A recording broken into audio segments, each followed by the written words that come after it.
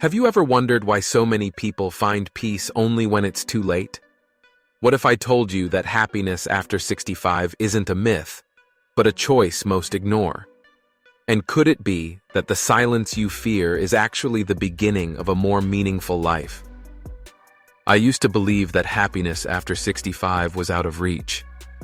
Like many, I thought growing older alone meant slowly fading into the background. But one quiet morning changed everything for me. In this video, I'm inviting you to walk with me through that moment, a moment that redefined what joy can truly look like when life feels too still. Whether you're living alone, your children have moved on, or you're starting a new chapter, this is your chance to see solitude differently. Through my personal experience and the remarkable transformation of my dear friend Sarah, who found healing after an unimaginable loss, you'll uncover real, practical steps to shift loneliness into a form of freedom. You'll see that how to be happy alone is not just a question.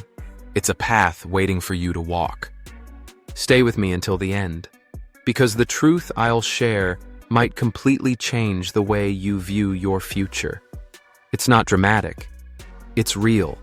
And it's something every elderly person deserves to hear before it's too late. If this message resonates with you, please take a moment to like the video. It helps me continue to share the wisdom that comes with age. And if you haven't subscribed yet, I invite you to do so, and turn on the bell to stay connected. If this video speaks to you, drop a 1 in the comments. If not, leave a 0 so I know how to serve you better. Let's begin. We're rarely prepared for this part of life, and I believe it's crucial to say that out loud, to give a voice to the quiet struggles so many of us carry behind polite smiles and carefully chosen words. We sit through conversations, nodding and pretending everything is just fine. But once the door closes and the room falls still, a different story unfolds. There's a quiet ache that creeps in, not a loud, crashing kind of pain, but something more subtle. A sense of being invisible, unimportant, or even ashamed. We live in a world that doesn't make it easy to grow old alone. The culture around us glorifies youth, romance, and the image of a perfect family gathered joyfully around a dinner table. That glossy, idealized picture is everywhere, on TV screens, in magazines, even in the casual chatter overheard at a coffee shop. And the message is loud and clear. Happiness means togetherness. If you're alone, something must be wrong. Solitude isn't seen as a season of reflection or strength. It's treated like a problem to be fixed, a burden to overcome, or worse, something to pity. So when you find yourself living alone, whether through divorce, the death of a partner, or simply the unpredictable turns of life, it's easy to internalize that message. It seeps into your thinking, little by little. You begin to ask yourself uncomfortable questions. Did I do something wrong? Is this loneliness a sign I failed somehow? I've heard people say to me, with the best intentions, "You're so strong for being on your own." But behind their gentle tone, there's often an unspoken sadness, as if living alone is a tragedy, as if it's not a valid path, but something you have to survive, like an illness or a setback. And I'll be honest, there were moments when I believed them. I questioned everything, my choices, my past, my worth. Was this emptiness something I created? Had I missed my only shot at real happiness? Those thoughts crept in, especially during the stillest hours, when the silence in the house became too loud, when it echoed back every doubt I had carefully buried. In those moments, those long, quiet nights, when the world has gone still and your thoughts grow loud, it's easy to spiral. You lie awake, staring into the dark, and suddenly your entire life plays back like a movie reel. Every relationship, every decision, every word you never said, all of it gets pulled under the harsh, unforgiving light of hindsight. You ask yourself if something could have been done differently. Could I have chosen another path? Been a better version of myself? You don't just question the past, you begin to fear the present. You wonder, would anyone even notice if I slowly disappeared? If I stopped going to the store, skipped my morning walk, or missed those quiet daily routines, would it matter? I've sat in that very place. That dark, unsettling corner of the mind where you feel both invisible and exposed at the same time. And if you're sitting there now, please hear me clearly. You are not alone. More importantly, being alone does not mean you're broken. Let that settle for a moment. Your worth is not defined by who stands beside you. Your value as a person doesn't shrink simply because this chapter of your life is being written without a partner. Being alone does not mean you've run out of time for love, joy, or a sense of purpose. It means, simply, that this part of life is unfolding differently than you imagined. This chapter, this solitude, is uncharted territory. And the truth is, no one gives you a guidebook for how to walk it. There's no roadmap for what to do when your dreams don't match your current reality. But that doesn't make this time any less valid or any less beautiful. The challenge isn't solitude itself. It's the story we've been told again and again, that being alone means something is wrong, that it's a condition to fix rather than an experience to explore. So, pause with me for a moment. Ask yourself, when did being alone become something we were taught to feel ashamed of? When did we stop viewing solitude as sacred? As a space meant for reflection, for healing, for rediscovering who we are? And when did it become a symbol of failure instead of a doorway to growth? Think about everything you've endured just to arrive at this very moment. Over the years, you've worn so many roles: parent, partner, friend, caregiver, professional. You've poured your energy and your heart into others. You've shown up for your family, your work, your responsibilities, even on days when your own strength was running low. You've sacrificed more than people know. You've fought battles behind closed doors, endured loss, disappointment, and kept moving forward without applause or recognition. And through all of that, you've built a life, layer by layer, year by year, with perseverance and grace. That quiet resilience, that unshakable strength, is undeniable proof of your worth. You've earned something precious, the right to feel whole in your own company, to sit in silence and know it doesn't mean emptiness. You don't need someone else to validate your existence or complete your identity. But let's be honest, society rarely gives out medals for that kind of inner courage. It doesn't reward those who choose to stand alone with dignity. So allow me to offer you something better. Permission. Permission to say out loud, yes, I'm alone right now, and that's okay. Permission to release the guilt, the shame, and the pressure to appear like you're living a version of someone else's ideal. Something powerful begins to shift when you stop judging yourself for being where you are. The heaviness starts to lift. You begin to see life not through comparison, but through clarity. You stop measuring your journey against someone else's highlight reel, their smiling family photos, their anniversaries, their perfect dinner parties. You realize something liberating. Your path doesn't have to resemble theirs to be meaningful. Your life, with all its twists, turns, and imperfections, is still worthy. It's still enough. And in that realization, you begin to create space. Space to breathe, to pause, to reflect. Space to ask yourself, what still matters to me? What parts of myself have I put aside for too long? That space becomes the foundation for something new, not a copy of someone else's version of happiness, but something real, something honest, something that feels entirely your own. If you're still watching, and this message has resonated with you, I invite you to leave a comment with the number 1 below. It lets me know that you're here, walking this journey with me. And I want to thank you, sincerely, for sharing your valuable time. From a young age, we're taught to measure happiness by certain visible milestones: a loving partner, a close-knit family, a home echoing with laughter and adorned with photographs that capture a lifetime of joy. But what happens when those markers shift, fade, or never quite appear the way we imagined they would?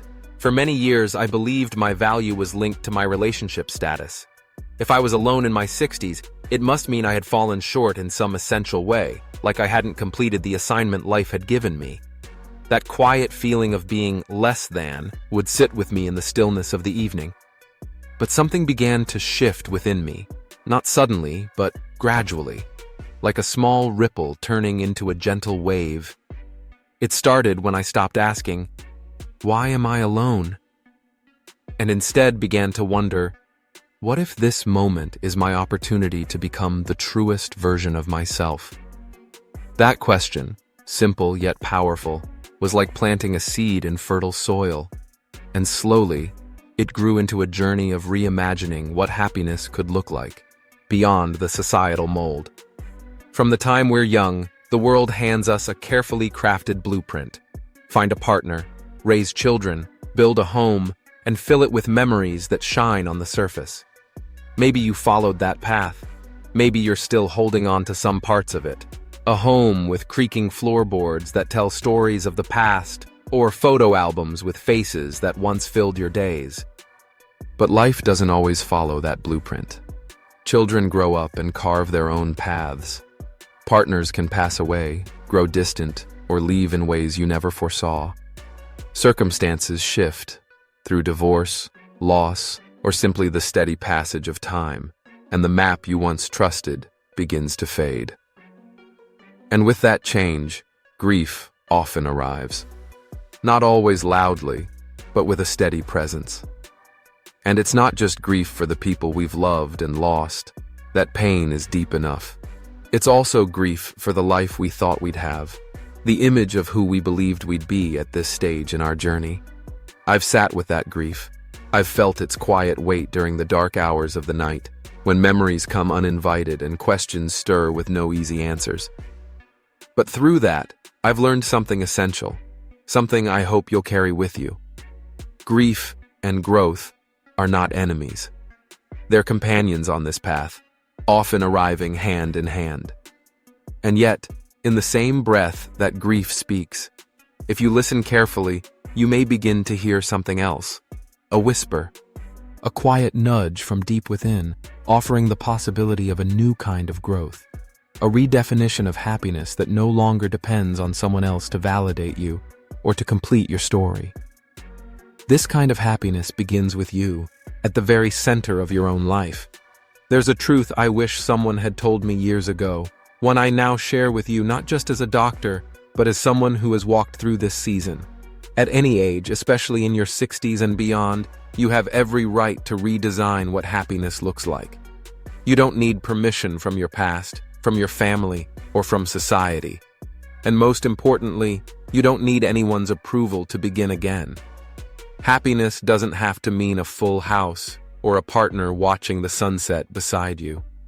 Sometimes, it's far simpler and more sacred than that. It might begin with a quiet morning routine, one you've created just for yourself. A familiar mug warming your hands, filled with your favorite coffee. A book chosen not because it's popular or recommended, but because something about it called out to you. It could be as small and meaningful as planting seeds in a modest garden, watching them break through the soil with determination, or stepping out at dusk when the world begins to quiet, letting the stillness settle into your bones as the sky shifts colors. And maybe, for some, it's finally buying that plane ticket to the place you've dreamed about for years. No longer waiting for the right time, or for someone to come along and make it possible. Just deciding that now is reason enough. For me, redefining happiness meant being brutally honest with myself about what actually brought me joy and what didn't. I gave myself permission to say no to gatherings that left me feeling empty, even if it meant disappointing others or going against expectations. I stopped waiting for a companion to try things I'd always wanted to do. I began visiting museums by myself, lingering in front of paintings with no one to rush me along. I took myself to dinner, not as an act of compromise, but as a celebration of my own company.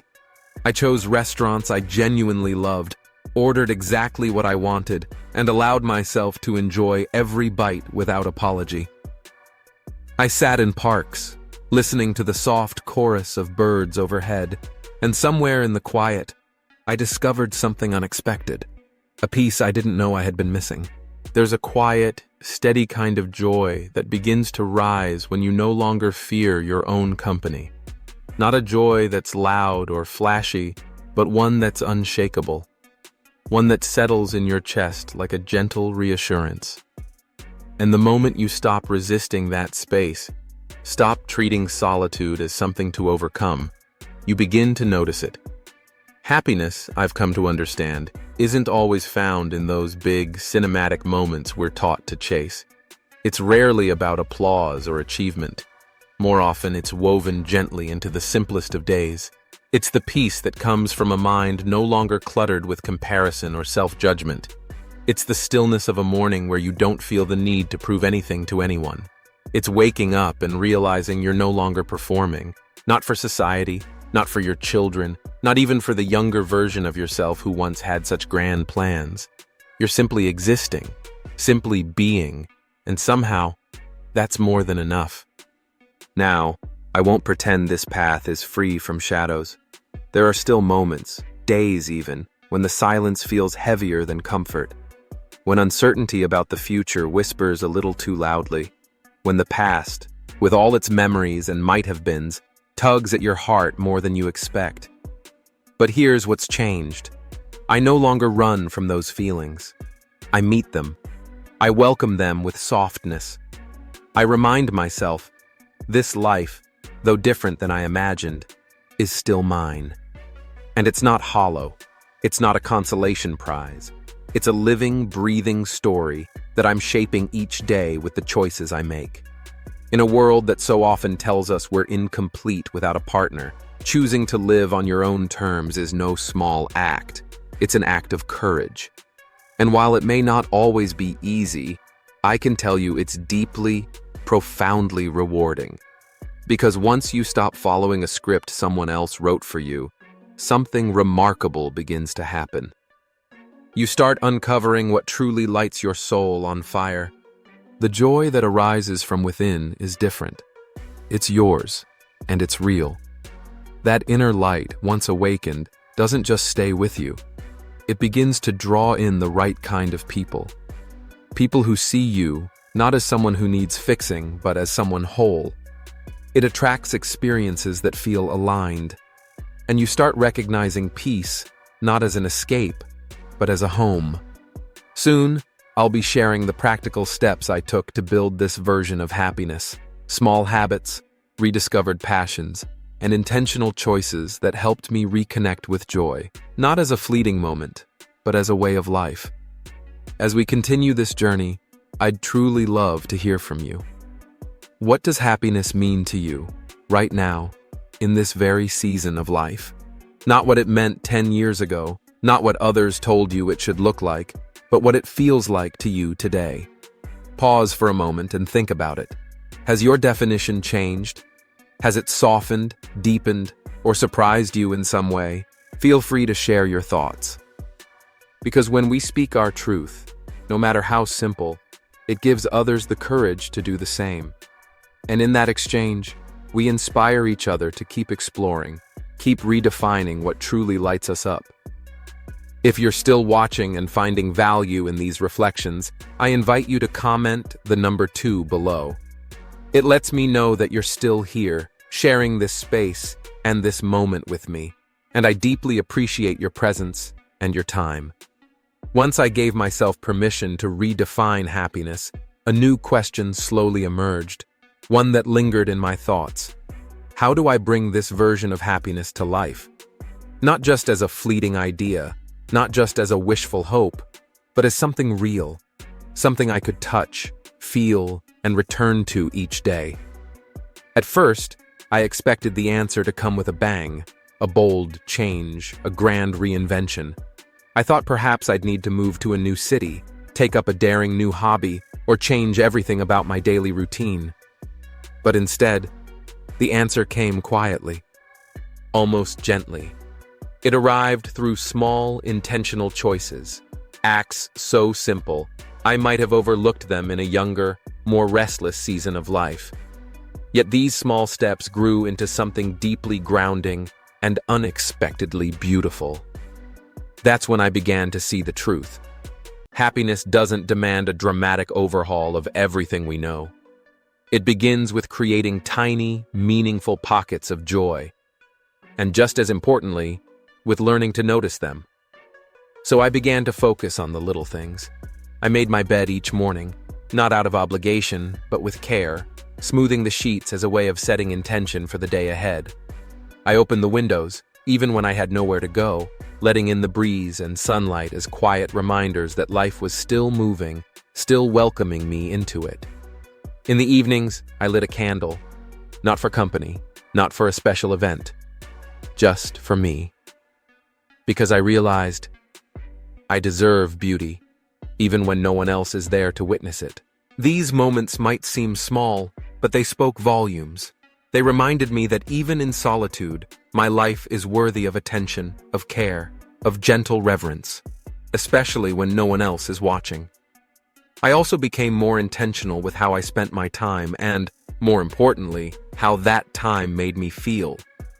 I began asking myself a question that, although simple, proved to be profoundly transformative. Does this energize me or does it drain me? That single question became a quiet compass, pointing me toward the life I actually wanted to live. Slowly but surely, I began to release the obligations that left me feeling hollow. I stepped away from committee meetings that dragged on without meaning. I gently declined social gatherings that felt more like performances than connection. And instead, I gave myself permission to fill my days with the things that sparked, even in the smallest way, a sense of joy or curiosity. It wasn't about being selfish. It was about listening to my body, respecting my energy, and tending to my emotional well-being with care. One of the most liberating choices I made during that time was reconnecting with a hobby I had left behind decades earlier: painting. I had no illusions about being skilled. In fact, I was delightfully average, and that was more than okay. Embracing a beginner's mindset was like opening a window that had been shut for too long. I didn't paint to impress. I didn't aim to create something others would admire. I painted because mixing colors, feeling the brush move across the canvas, brought a quiet peace I hadn't felt in years. In those gentle, unhurried moments, I stumbled upon parts of myself that had been buried, playful, creative, light-hearted parts that had long been overshadowed by routine, responsibility, and the expectations of adulthood. But your joy might come from something entirely different. It could be found in the quiet work of gardening, coaxing new life from the soil. Or perhaps it's the comfort of journaling, letting your thoughts flow freely onto the page without worrying whether they make perfect sense. Maybe it's in baking bread, letting your kitchen fill with warm, familiar scents, or dancing to old favorite songs in your living room, smiling at memories that surface with each beat. Or it might be learning something brand new, photography, pottery, a musical instrument, simply because it calls to you. The activity itself doesn't matter as much as the reason behind it. What truly matters is this: why are you doing it? If the answer is because it makes me feel alive, then that alone is reason enough. Because in choosing those moments, not out of obligation, not for praise, but because they nourish your spirit, you're not just seeking joy. You're honoring yourself. You're practicing self-respect. And you're quietly, intentionally building a life that reflects who you are now. Not who you were, not who others expect you to be, but who you've become in full. This journey, at its core, begins and ends with your own heart. Not with what's missing, but with what's quietly waiting inside you to be noticed. One of the most pivotal shifts I made was learning to stretch beyond my comfort zone, even when everything in me whispered to stay safe, to stay still. I decided to join a local book club, not because I was lonely, not because I needed to fill a social calendar, but because I was hungry for new ideas, fresh perspectives, and genuine conversations with people who, like me, found joy in learning. Walking into that room for the first time, alone, was no small act. I'll admit, I felt nervous. I worried I might not belong, that I'd look out of place or be quietly judged. But I went anyway, and over time, I came to realize something deeply important. Just showing up for yourself, even when you don't feel ready, is one of the greatest forms of self-respect. That simple decision to engage, to participate in something that spoke to my interests, opened unexpected doors. It led to warm conversations over coffee with people I never would have met otherwise. It invited me into neighborhood art walks that brought color back into my weekends. Eventually, it inspired me to volunteer at a local animal shelter, where caring for vulnerable creatures gave me a deep and quiet sense of purpose. I never set out to build a new community. That was never the goal. But by following what felt authentic, what lit a small spark in me, I found one. Gently, naturally, and without force. That's the beauty of investing in your joy. It's not loud. It doesn't demand approval. But it creates a ripple effect. The more you live in alignment with what truly matters to you, the more like-minded people are drawn to your energy. And from that place, real connection forms. Not because you're trying to fit in, but because you're simply being who you are. This isn't about staying busy to silence the quiet or to fill a void. It's not about distracting yourself from solitude. It's about being intentional, making choices that reflect your values, your personality, your voice. Even if others don't fully understand them, you know why they matter. And when you start choosing based on what brings you peace, inspiration, or contentment, something powerful happens. Your life begins to mirror the truest version of yourself. It becomes less about performing and more about living, really living, in a way that feels full and honest. If there's one piece of wisdom I hope you take with you, it's this. You don't need to have it all figured out before you begin. You just need to begin. Start this week by choosing one small thing, just one, that brings you peace or stirs your curiosity. It doesn't have to be anything grand or complicated. It could be as simple as brewing a warm cup of tea and sitting with it in stillness, savoring each sip without distraction. Or maybe it's signing up for a class that's always intrigued you, something that lights a small spark inside. It might even be taking a gentle walk in a park or quiet neighborhood, someplace where the rhythm of your steps helps calm your thoughts. Whatever it is, commit to it. Not as another item on your to-do list, but as a gift to yourself. Something sacred, something grounding. Build it into your routine, even if it feels small. Because those small, quiet investments in your well-being, they are not insignificant. They are the foundation of a joyful, self-directed life. And if you're still here with me, still watching and reflecting alongside these words, I invite you to comment the number 3 below. It's a simple way to let me know you're walking this path with me. And I want to thank you deeply for your time, your presence, and your heart. Now let's talk about something crucial, something many overlook until it starts slipping away. Taking care of your body and mind. Because the truth is, no matter how much free time you have or how many opportunities are available, joy becomes much harder to grasp when your physical health is depleted and your mind feels burdened. You can have an open calendar, full of hobbies, trips, and the freedom to choose your own path. But if your body is aching, your energy low, or your thoughts weighed down with fatigue or anxiety, joy will feel like a distant horizon, something you can see but never quite reach. That's a lesson I had to learn through experience. A hard one. And it reshaped the way I began to approach each day, and ultimately, how I chose to live. For a long time, I thought I was doing everything right. I kept busy. I joined community groups, went to social events, and made sure my calendar was full. From the outside, it looked like I was thriving, active, engaged, and connected. But underneath all that activity, something important was being neglected. Me, the one person I was truly responsible for. Living alone, it's easy to let structure slip. Without someone there to gently remind you to eat a balanced meal, or to stretch your legs after sitting too long, or to take in a bit of sun before the day ends, you begin to drift. And the truth is, those little things, the meal you skipped, the night of poor sleep you brushed off, the walk you didn't take, they add up. Slowly, almost silently, they shape how you feel in your own skin, how you carry yourself through each moment. Without those gentle daily reminders, the ones we often take for granted when someone else is around, I found myself drifting into habits that quietly drained me.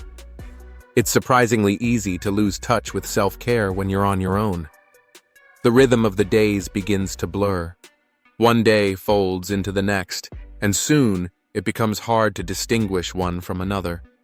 You might find yourself skipping breakfast, not out of a conscious choice, but because the effort feels unnecessary when no one else is there. Or you might spend long stretches of time seated in the same chair, still in your robe, absorbed in memories, thoughts, or the numbing scroll of distraction. What once felt like peaceful solitude can slowly turn into an oppressive stillness, a silence that weighs on your chest and fills every room. I've lived those days. I know how heavy that silence can become. I've faced mornings where the very thought of getting out of bed felt like moving a mountain. Evenings when the quiet in the room grew so loud that it drowned out my ability to think clearly or feel anything at all. There were times when the stillness didn't comfort me. It unsettled me. It wrapped around me like fog, blurring my sense of direction and making joy feel like a memory from someone else's story. And what helped me climb out of that fog wasn't some sudden revelation or grand turning point. It was a series of small, deliberate, and consistent acts of care, tiny decisions that, over time, became lifelines. It started with something as simple as drinking more water. Yes, just staying hydrated. That might sound trivial, but that one choice brought a surprising sense of clarity to my body. I had more energy. I felt more alert. That small shift reminded me that I still had control over how I felt. It gave me just enough momentum to keep going. From there, I began taking short walks, 10 minutes around the block to start. Nothing intense, no pressure to meet a goal. I wasn't doing it to lose weight or impress anyone. I was walking for one reason, to show myself that I could still choose to show up for my well-being, even when I didn't feel like it. And slowly, those walks became a quiet ritual, a way to reconnect with myself and the world outside. They became a promise I made to myself, one I tried to keep, especially on the hard days. With time, I began paying closer attention to what I ate, not through rigid diets or harsh restrictions, but by making choices that felt kind. I listened to what my body needed, not what a magazine told me. I chose meals that were nourishing, comforting, and satisfying, not just physically, but emotionally too. With time, I began making kinder choices, starting with the food I put into my body. I gradually moved away from processed snacks and reached more often for whole foods. I began choosing fresh fruits, colorful vegetables, and simple meals I cooked myself, with care. At first, cooking for one felt like a chore, like an obligation without reward. But the more I practiced it, the more I began to see it differently. Preparing a meal for myself became an act of self-respect. I was no longer just filling a plate, I was nurturing myself. And that mattered. I realized that I was worth the effort of a nourishing meal, even if no one else was there to share it. And so are you. These adjustments weren't just about improving physical health. They represented something deeper, a way of reclaiming ownership over my life. Choosing to care for myself in this way was a statement that my well-being deserved attention, intention, and time. But of course, caring for the body is only part of the picture. The mind, especially when you live alone, demands just as much care, if not more. Because solitude gives us time, often plenty of it, and that time can be a gift or a burden, depending on how we use it, and more importantly, how we speak to ourselves within it. I started to notice a quiet but constant stream of negative self-talk running beneath my days. Thoughts like, "You're not doing enough," or "You've wasted your time," or "No one really notices." They weren't loud, they weren't dramatic, but they were persistent, like a slow drip wearing down the stone of my self-worth. Once I became aware of this pattern, I made a conscious decision to change it. I started small. Each morning, I wrote down 3 things I was grateful for. Nothing fancy. Sometimes it was just the comfort of my favorite mug, the song of birds outside my window, or a kind message from an old friend. But these moments grounded me. They reminded me that beauty still existed in my life, sometimes in the smallest, most ordinary places. I also began to challenge my own inner critic. When a harsh thought crept in, "You should be further along by now," I would pause and replace it with something more gentle. "You're doing your best, and that's enough." Over time, I began speaking to myself the way I would speak to someone I deeply cared about, with patience, with compassion, with encouragement. And that simple shift, how I related to my own mind, was transformative. It slowly reshaped not just how I felt about myself, but how I moved through the world. Another practice that became vital to me was creating time for intentional stillness. And I want to be clear, this wasn't about zoning out or losing hours in front of a screen. It was about pausing, purposefully, about sitting down, closing my eyes, and turning inward. Some would call it meditation. For me, it felt more like coming home to myself. Those quiet moments of intentional stillness became a powerful way for me to reconnect with myself. In that space, I could breathe deeply, feel the emotions I had pushed aside, and slowly untangle the thoughts that had been clouding my mind. There, in the stillness, I found something precious, a calm center in the middle of life's noise. It reminded me that self-care isn't always what the media portrays. It's not about spa retreats or expensive routines. More often, it's hidden in the smallest, quietest choices. It's drinking a glass of water when you're tempted to reach for something sugary. It's putting on your shoes for a short walk instead of spending another hour slouched on the couch. It's choosing to turn off the TV a bit earlier so your body can rest. And sometimes it means setting firm boundaries, especially with people who drain your energy. It's having the courage to say no when your peace is on the line. Is that easy? Of course not. But it's necessary. Because above all, self-care is about listening. Listening to what your body is asking for. Listening to what your heart needs. Whether that's rest, movement, connection, or solitude. And then honoring that need with action. Naturally, this journey isn't without its hard days. There are times when old habits resurface quietly, when you catch yourself staying up too late again, or skipping the walk you promised yourself. There are mornings when the fog settles in a little thicker, when loneliness slips in through the cracks, uninvited, and lingers longer than you'd like. But here's the truth I've learned. Each small act of care matters. They build on each other. They begin to take root, and over time, they create a rhythm that strengthens you. Hydration, movement, good food, kindness toward yourself, and moments of stillness. They become anchors. They hold you steady, even on the days when everything else feels uncertain. These habits give you more than just structure. They give you clarity, the kind that allows you to see what truly matters. They give you resilience, the strength to connect with others from a place of authenticity. And they give you fortitude, the inner grounding to face those solitary hours without falling apart. Now, as we move forward in this journey, I want to share with you a story that touched me on a deeply personal level. It's the story of my dear friend Sarah and how she found her way back to life after an overwhelming loss. Her experience is proof of something we too often forget, that even after profound grief, joy can return. Not as a replacement for what was lost, but as something entirely new. A vibrant chapter, written not in denial of the pain, but in full, courageous acknowledgement of it. Let me introduce you to Sarah, A woman whose resilience, quiet strength, and grace have left a lasting impression on my heart. Sarah was married to Mark, her high school sweetheart.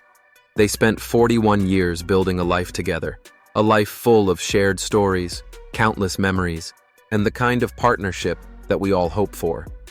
They raised 2 children. They weathered job transitions, relocated across several states, and celebrated milestone after milestone, birthdays, anniversaries, holidays, and quiet Sunday mornings over coffee. Of course, they had their challenges too: financial stress, health scares, the ups and downs that come with decades of commitment. But through it all, their relationship remained a steady presence, a quiet thread weaving their days into a tapestry filled with love, trust, and deep connection. Then, 3 years ago, everything changed. Mark passed away unexpectedly, and in an instant, Sarah's world came to a halt. Everything she had built, everything she had counted on, felt like it collapsed beneath her feet. In the days that followed, Sarah did what so many of us do when we're met with overwhelming grief. She kept moving. She stayed busy. She cleaned the house, answered condolence messages, planned the memorial, and graciously accepted casseroles and visits from well-meaning neighbors and friends. But after the whirlwind of support faded, after the phone stopped ringing, after the door stopped opening, after the routines of others resumed, Sarah was left alone. Alone in a house that now felt too big, too still, too quiet. She told me there was a moment, one quiet afternoon, when she was sitting by the window, watching the world outside go on without her, and it hit her. The loss wasn't just that Mark was gone. It was deeper than that. She said, "I didn't know who I was without him." And that kind of grief, it doesn't always come with loud sobs or dramatic breakdowns. Sometimes it shows up in silence. It lingers in the quiet moments that used to be shared. The empty seat at the dinner table, the absence of laughter echoing down the hallway, the missing conversation during a morning routine.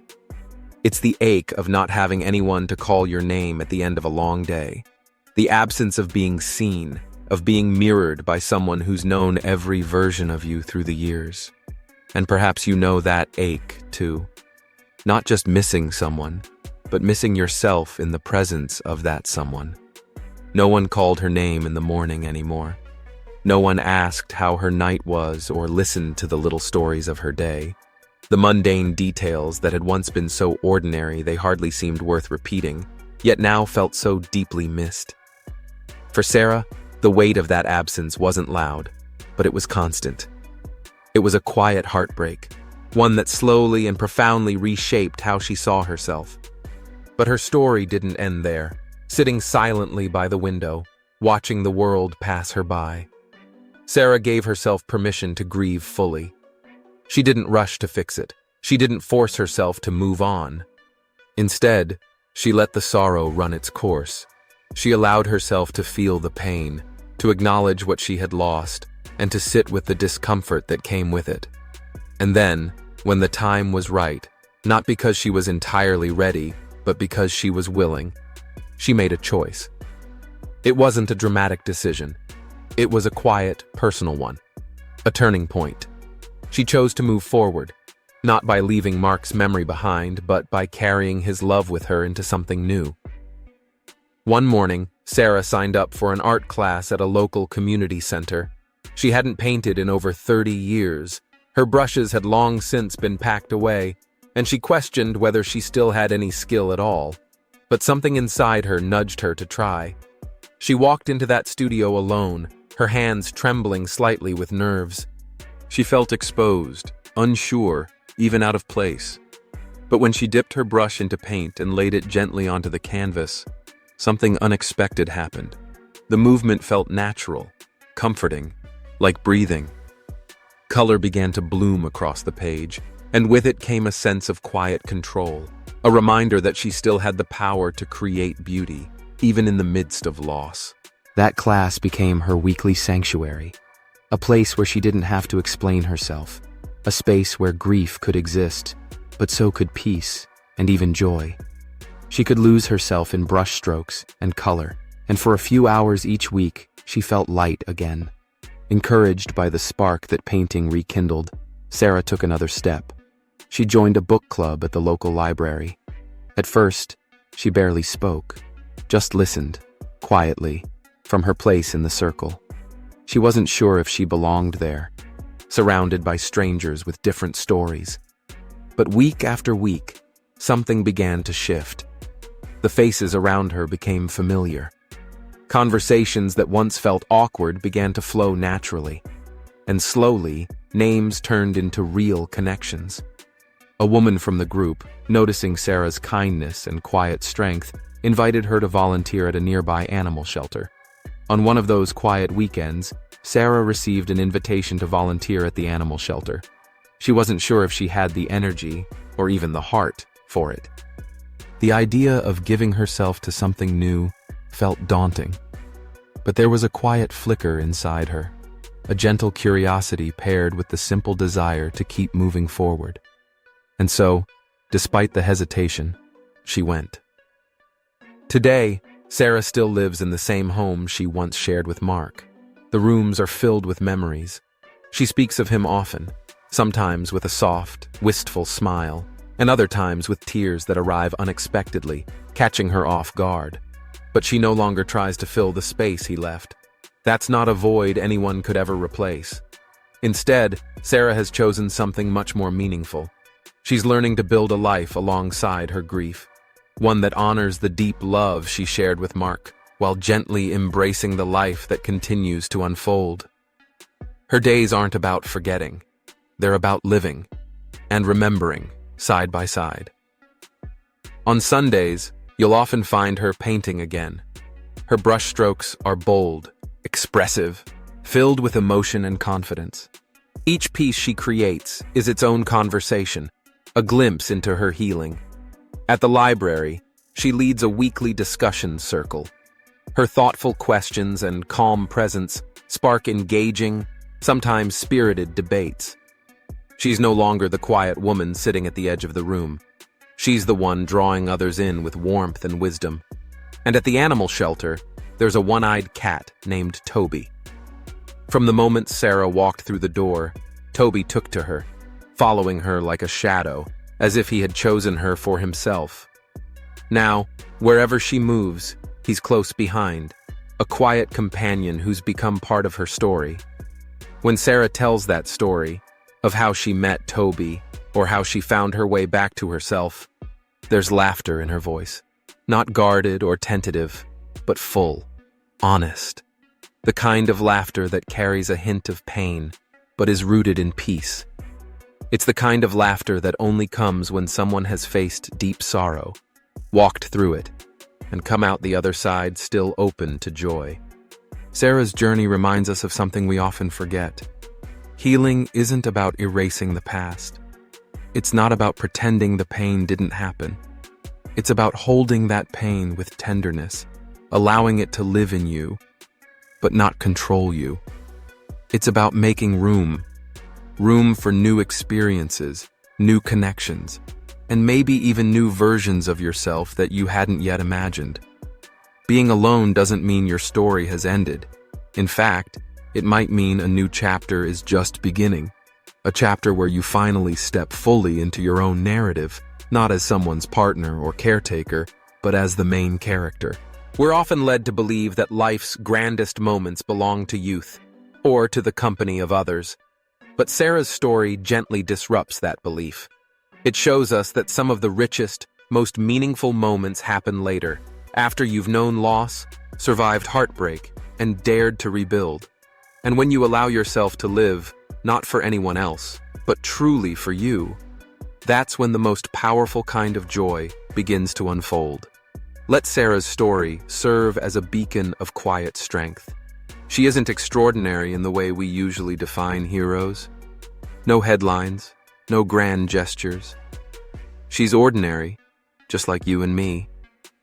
And yet, what made her remarkable was the choice she made, over and over again, to choose courage instead of despair.